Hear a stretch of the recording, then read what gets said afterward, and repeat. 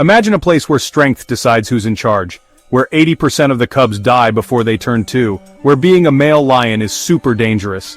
In this wild world, a lion's downfall isn't just likely, it's almost certain. But sometimes nature breaks its own rules, and that's what we're talking about today.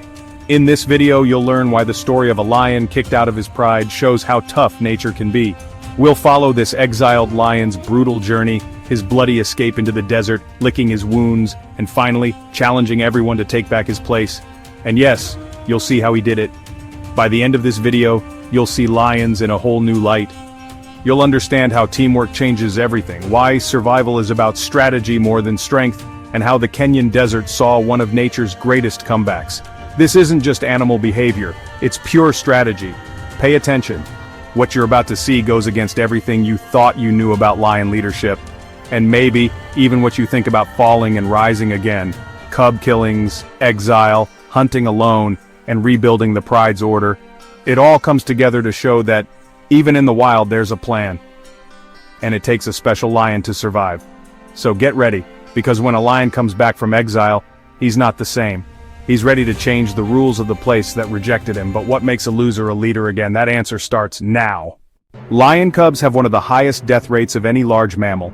Studies show that about 80% of them die before they're 2 years old. Being a cub is dangerous. They can be abandoned or hunted by hyenas and leopards. This high death rate affects how many male lions there are. They're only 25% of the grown-up lions. Cubs being born and dying is just part of life in the wild. In places like the Kenyan desert, it's even harder for cubs to survive because there's not much food or water. Only a few cubs make it through these tough times. Lion cubs have one of the highest death rates among large mammals. Studies show about 80% of them die before they turn 2. Life as a cub is full of danger, from being abandoned to being hunted by hyenas and leopards. This high death rate directly impacts the number of male lions. They make up only 25% of the adult population. Cubs being born and dying is just part of the harsh reality of life in the wild. In places like the Kenyan desert, it's even tougher for cubs because there's not much food or water. Only a few cubs make it through these tough times. The way lions organize themselves also contributes to this high death rate. When a new group of male lions takes over, they often kill the cubs. Getting rid of the old cubs gives the new males a better chance to have their own cubs and pass on their genes. This is violent, but it's how lions survive. The mothers try to protect their cubs, but they can't always stop it. Sometimes the mothers have to run away with their cubs to hide, but even that doesn't always work. Newborn cubs are very fragile and it's hard for them to survive. Besides danger from other animals, cubs also have problems because of their bodies. It takes weeks for them to open their eyes and months before they can keep up with the group. During this time they totally depend on their mom. If their mom dies or is kicked out, the cubs usually die too. Hunting is important for food, but lions only catch something 25% of the time when they hunt together. If a lioness hunts alone, she only catches something 15% of the time. This means lions don't always have enough to eat, especially in dry places. The weakest cubs are usually the first to die. Lions in the same group also fight over food, and this can be deadly. Cubs that are too small or weak to fight with their brothers and sisters might starve. If the lions don't catch anything for many days, the mothers have to choose which cubs to feed. This is hard to watch, but it happens when times are tough. Where the lions live and how much food there is makes a big difference. In the Kenyan desert, hunting is harder, so more cubs die. Only the toughest cubs can survive in this harsh environment. Even the cubs that live past the first few months still have a hard time. They have to learn to live in their territory, understand what's going on around them, and know when there's danger. But the grown-up lions can't always protect them. The adult lions have to think about the whole group, and even though cubs are important, they are often seen as easy targets for predators. It's survival of the fittest out there. Because so many cubs die, only the strongest genes get passed on. The few cubs that make it to their teenage years have a new problem: exile. As they grow up, the young males are kicked out of their group. This keeps the lions from fighting too much among themselves and makes sure their genes stay different. This is one of the hardest times in a lion's life. Now they have to wander around by themselves, about 136 miles every month, looking for a new home, food, and maybe some friends. What happens next decides their future. The few cubs that make it to their teenage years face a new challenge: exile. As they grow up, the young males are kicked out of their group. This is to prevent fighting within the group and keep their genes diverse. This is one of the toughest times in a lion's life. Now they have to travel alone across vast distances, about 136 miles a month, looking for a new home, food, and hopefully, some allies. What happens next will determine their future. Exile is a must for all male lions. Around age 3, they have to leave the group they were born into. This happens with almost all lions, and it's nature's way of preventing inbreeding and keeping their genes diverse. But exile is really dangerous. Away from their group, these young lions face predators, not enough food, and attacks from other adult lions. An exiled lion travels over 136 miles a month, constantly adapting to new territories. Few survive to tell the tale. During exile, conflicts are unavoidable. Young, inexperienced lions try to approach occupied territories or water sources. This often results in deadly confrontations with established coalitions. King Tao's case is a striking example. Expelled from his group, he was brutally attacked by 4 adult males while trying to establish himself in a new area. He didn't make it. In contrast, Mr. T, another exiled lion, managed to survive years of wandering and later returned to lead a new coalition. Cases like this are rare. The success rate among lone lions returning to the top of the hierarchy is extremely low. During this phase, hunting becomes a daily necessity. An adult lion needs to consume an average of 9 kilos of meat per day to maintain its muscle mass and energy. Without the support of the lionesses, who normally coordinate 90% of group hunts, the exiles depend exclusively on their own ability. The success rate in solo hunts is only 15%. This makes every attempt a matter of survival. In inhospitable regions like the Kenyan desert, the scarcity of prey and the difficulty of moving undetected make the situation even more critical. Many give up, others perish from hunger. Exile also imposes constant physical wear and tear. Injuries during confrontations or hunts are common, and the lions don't have any access to medical treatment. Recovery depends solely on natural processes. Saliva, rich in antibacterial enzymes, plays a key role in this process. Even so, infections are a real threat. The accumulated scars tell stories of battles fought for survival. Every day, the body is put to the test. Instinct is their only guide. In an environment where mortality lurks around every corner, only the most resilient move forward. Another relevant aspect is social isolation. Lions are animals that depend on the coalition for protection and hunting. The absence of a partner or group makes the individual more vulnerable to attacks and reduces their effectiveness in obtaining food.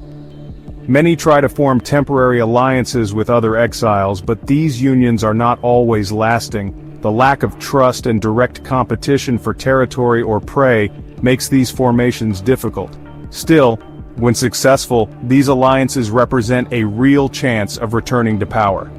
The coalition proves, once again, to be one of the most effective adaptation strategies. The transition from exile to the return to dominance of a territory is one of the most challenging journeys in animal behavior. The stories of lions that manage to overcome this stage are usually rare, but impressive. After years of wandering through hostile regions, these individuals return with strength, experience, and their own strategies. However, before any attempt at reconquest, it is necessary to deal with the accumulated physical wounds. Recovery becomes a priority, even without resources. But how exactly do these animals heal themselves amidst such adverse conditions? In the absence of any form of medicine, lions resort to what nature offers them: their own bodies. The saliva of these felines contains enzymes with antibacterial properties, capable of preventing infections and accelerating healing. This behavior is instinctive.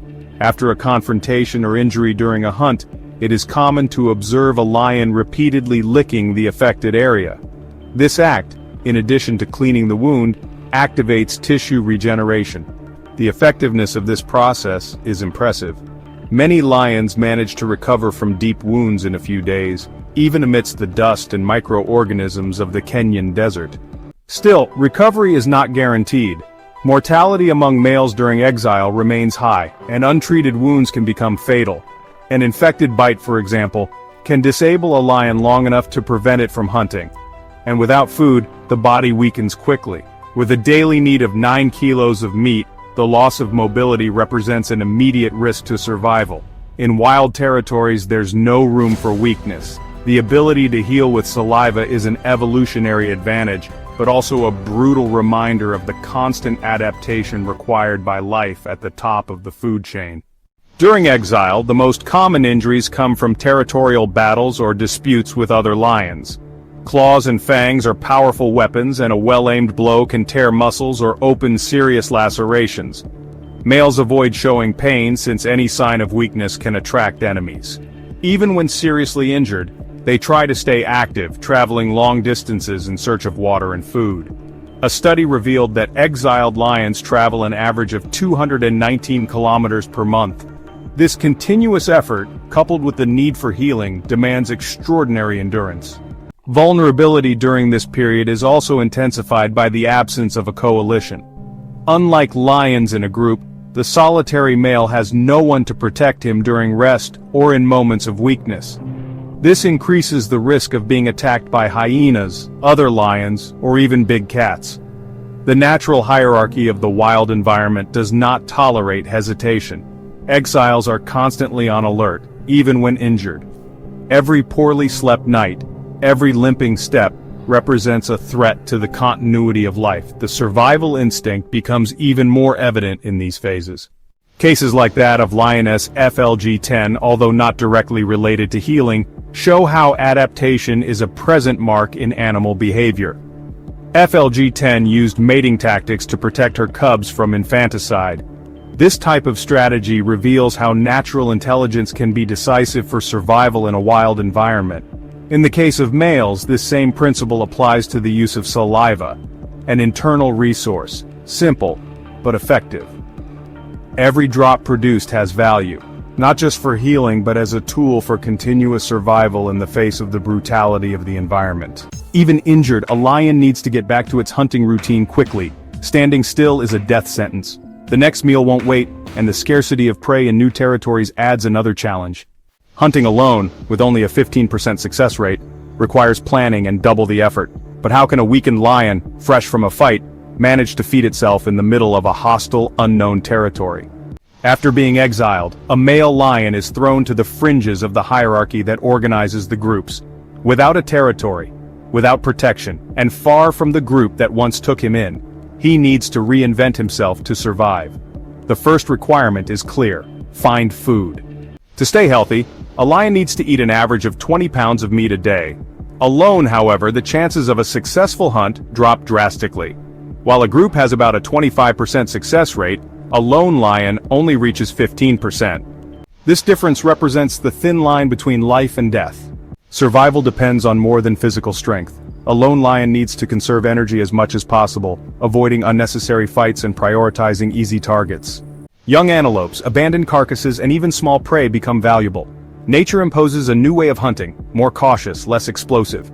The hunting tactic in this context is based on ambushes and discreet movements. The absence of the group forces the lion to rethink its approach. It's real-time adaptation, dictated by necessity. The search for territory also becomes constant. A space without dominant males is rare, and when it exists, it's usually scarce in resources. Therefore, many exiled lions travel great distances, on average 136 miles per month, until they find an opportunity. Crossing through controlled areas requires cunning, patience, and luck. One wrong move can lead to a fatal confrontation. Nature at this point is unforgiving. The presence of hyenas, rival lions, or even the lack of prey make the challenge even tougher. It's a constant test of physical and emotional endurance. Without the pride, there's no taking turns protecting each other while resting or sharing hunting duties. The lion must always be alert, even after eating. Every satisfied stomach growl can attract competitors. Healing time, already compromised by injuries, becomes even shorter. The lack of allies also compromises reproduction. Without partners, the chance of establishing a lineage is drastically reduced. This helps explain why only 25% of males reach adulthood in lion prides. Despite the obstacles, some lions find ways to persist. Cases of return are rare but possible. They involve not only endurance but strategy. Many of these exiled males eventually manage to form alliances with other lone lions. A new group can emerge, strengthening their position. This increases their chances of reclaiming territory, forming a pride, and passing on their genes. It's the circle of life trying to rebalance itself. And in this process, observing animal behavior reveals surprising nuances. Moving alone through the edges of the Kenyan desert presents even greater challenges. There, resources are scarce, and even finding water requires strategy.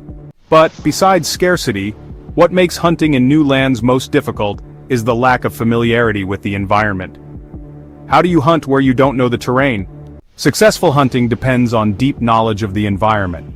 In their own territory, lions know the paths, they know the migratory routes of their prey, and they identify the best ambush points. However, when they are forced into exile and pushed into unknown regions, they lose this strategic advantage. Adaptation becomes urgent. Instinct guides the first movements, but it doesn't replace the experience accumulated over the years. Survival becomes shaped by trial and error. Every failure costs energy, and without energy, the next hunt becomes even more difficult. The exiled males that cross areas like the Kenyan desert face not only the arid climate, but the lack of predictable prey. Scarcity forces drastic changes in hunting tactics. Ambushes in bushes and nighttime attempts become more common. Constant movement requires the lion to cover large distances, up to 136 miles per month, in search of a more favorable environment. This constant pilgrimage, coupled with competition from hyenas and other predators, increases the risk of death. Still, giving up is not an option. Nature offers no other choice but to keep moving forward. In a new territory, even the wind is a factor. If the lion positions itself against the wind, its scent reaches the prey before it even makes its first move.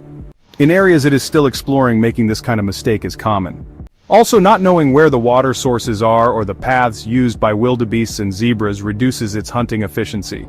The individual success rate, which is already low, about 15%, becomes even lower. Animal behavior reveals a pattern. The most persistent exiles are also the most attentive to detail. Without a coalition, challenges grow bigger. Teamwork allows lions to surround prey, anticipate escape routes, and distract their targets. Alone, a lion has to wait for the perfect chance, which doesn't always happen. This is especially true in the wild, where the harsh environment leaves no room for mistakes. Still, some lions manage to find a rhythm. More experienced lions slowly map out the paths of the new area and adapt their routines. They are the exceptions. Most don't survive long enough to develop this skill. A long-lasting shortage of food can lead to the risk of infanticide when a male lion encounters females in other lions' territories. He might try to take over the group by force, killing cubs that aren't his to restart the reproductive cycle. This behavior is brutal, but it's tied to the instinct to continue the species. When hunting fails and hunger takes over, aggression increases. The exiled lion is no longer just a hunter but also an invader. Alliances at this point determine whether the mission succeeds or fails. And amidst these pressures, some lionesses have developed clever ways to protect themselves from this kind of threat. The story of lioness FLG10 is a good example of this type of strategy. In nature, the pressure of death leads to surprising behaviors. A striking example is that of the lioness known as FLG10, recorded in the Kenyan desert.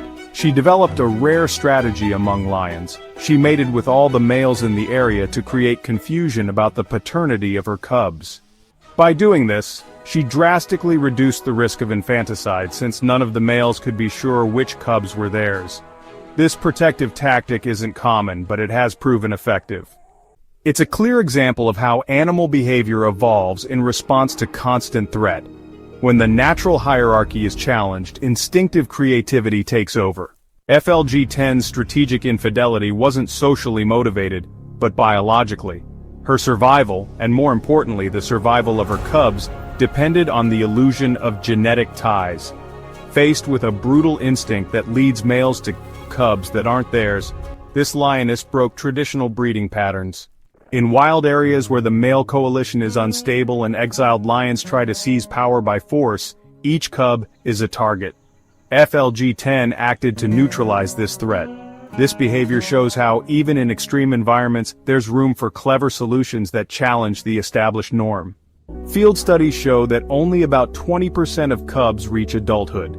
The others die from predators, infanticide, or hunger. That's why every protective measure counts.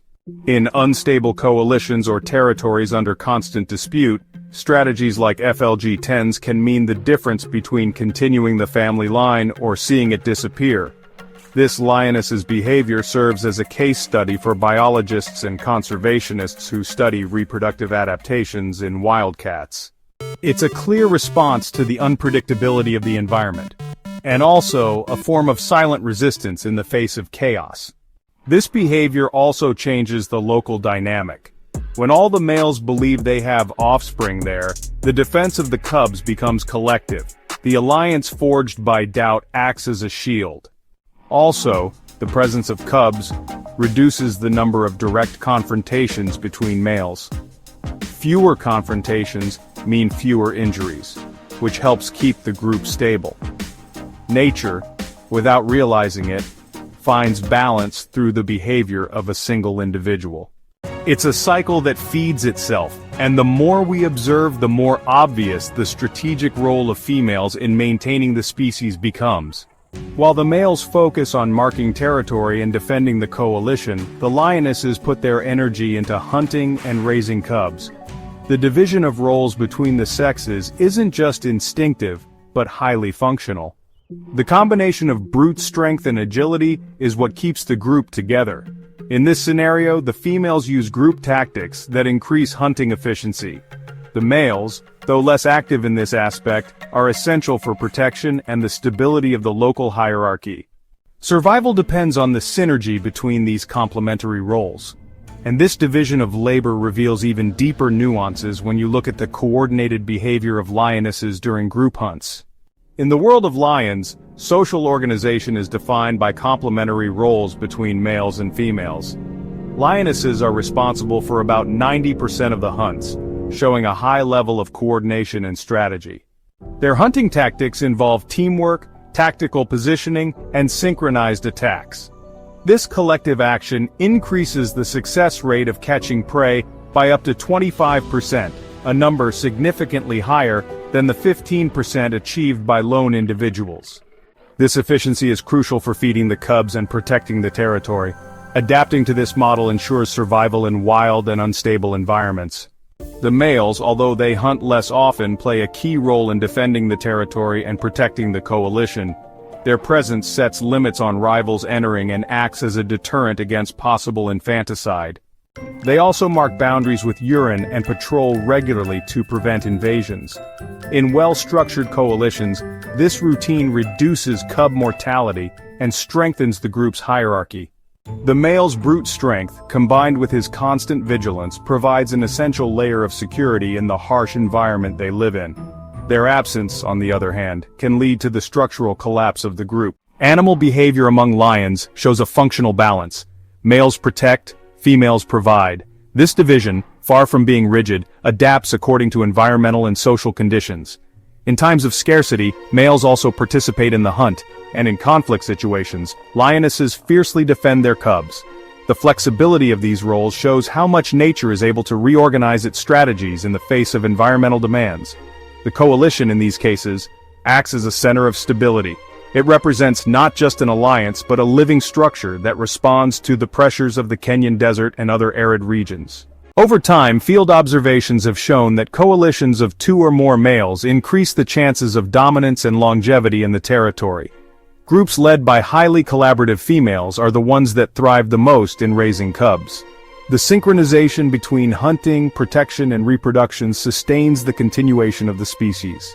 In wild environments where every mistake can be fatal, the efficiency of tasks defines the future of the group. Nature, in turn, does not tolerate imbalance for long. When the coalition fails, the cycle restarts, often under new leadership. In some isolated regions, this logic of division of labor between males and females undergoes profound changes. Especially in extreme habitats like the deserts of northern Kenya, lion behavior adapts radically. In these areas, lionesses are forced to hunt and protect alone, while males also hunt more frequently. The absence of large groups and the scarcity of resources mean that the survival instinct prevails over traditional roles. It's nature operating freely to adjust its own model. And it is precisely in these arid and challenging landscapes that the most unique cases of adaptation arise. In the northern Kenyan desert, the traditional logic of lion groups is challenged by extreme conditions. The scarcity of prey, the vastness of the territory, and the pressure for resources force a profound change in animal behavior. In this region, many lions abandon the typical coalition structure and live solitary lives. Males hunt more frequently, and females are forced to protect their cubs without male support. This scenario requires radical adaptations to ensure survival amidst the aridity. The hunting tactic, once collective, becomes individual and opportunistic. Nature imposes its rules relentlessly. Hunting in the desert depends on detailed knowledge of the territory, the movement of prey, and the ability to ambush. The solitary lion, without the support of a group, sees its success rate drop drastically to 15%.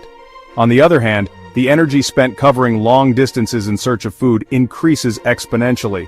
Studies indicate that an exiled lion can travel up to 136 miles in a single month, exploring every corner of the territory in search of prey. These numbers reflect not only effort but also the resilience needed to stay alive. Adaptation becomes the only guarantee of continuity. In this context, the protection of cubs becomes even more fragile. Without the presence of protective males, lionesses face external threats alone, and the constant risk of infanticide by other nomadic males. This vulnerability increases mortality among the young, contributing to the alarming statistic: about 80% of cubs die before the age of 2. Still, some lionesses manage to raise their cubs to adulthood, showing that survival, even in wild and unfavorable environments, is possible with precise strategies. The resilience of the species manifests itself even in its most extreme scenarios. Alliances, so common in more fertile savannas, become rare here. The formation of coalitions between males or partnerships between lionesses occurs sporadically and is limited. Forced isolation redefines how lions interact with their environment and with each other. The territorial instinct remains active, but the need for mobility and flexibility reshapes it. Each lion needs to master vast tracts of land, knowing the smallest details of its ecosystem. On this hostile board, survival depends on constant movement and quick decisions. Each day is a test imposed by nature. Even with so many challenges, some group dynamics still emerge at strategic moments. For example, lionesses that occasionally cross paths at hunting spots can form momentary alliances, especially in times of plenty. These bonds, although temporary, slightly increase hunting efficiency and offer a respite from the pressure of the environment. Nature offers these windows of opportunity, even in the most arid areas. The presence of resources defines the duration of each alliance. When they run out, solitude returns to being the default state. But even in this fragmented and challenging landscape, the need to form lasting alliances re-emerges. Forming a coalition is one of the most important things male lions do to succeed as adults. In the wild, where other lions are always challenging who's in charge, and where there's a real danger of other lions killing cubs, strong alliances can mean the difference between life and death. Lions that are alone have a hard time holding on to their territory and protecting their cubs, but in a pair or a group of 3, they can work together to defend themselves and hunt more effectively. Their hunts are more successful and their pride is more stable. A coalition changes how power works in nature, and with it comes a real chance to take back what was lost. Studies show that coalitions can raise the hunting success rate to 25%, while lone lions only reach 15%. This difference has a big impact on the survival of the lions and their young. With more food available, there's energy to patrol borders, challenge rivals, and take care of their cubs. The protection of the cubs also increases, reducing early deaths. In unstable environments like the Kenyan desert or areas where the habitat is changing, these alliances offer the strength needed to stay in charge and pass on their genes. The coalition becomes a refined evolutionary tactic. It's not uncommon for exiled lions, wandering for months or even years, to find in another lone lion the key to changing their own fate. The formation of a new coalition can arise from a chance encounter, when 2 males recognize that there are better chances of survival together than apart. In some cases, former rivals become strategic partners. In others, brothers maintain the bond formed since their early years. A lion's social adaptation is shaped not only by instinct but by accurately reading opportunities. Unity transforms exile into strategy. Established coalitions have greater success in taking over territories. When 2 or more male lions invade a territory, their chances of kicking out the current leaders increase a lot.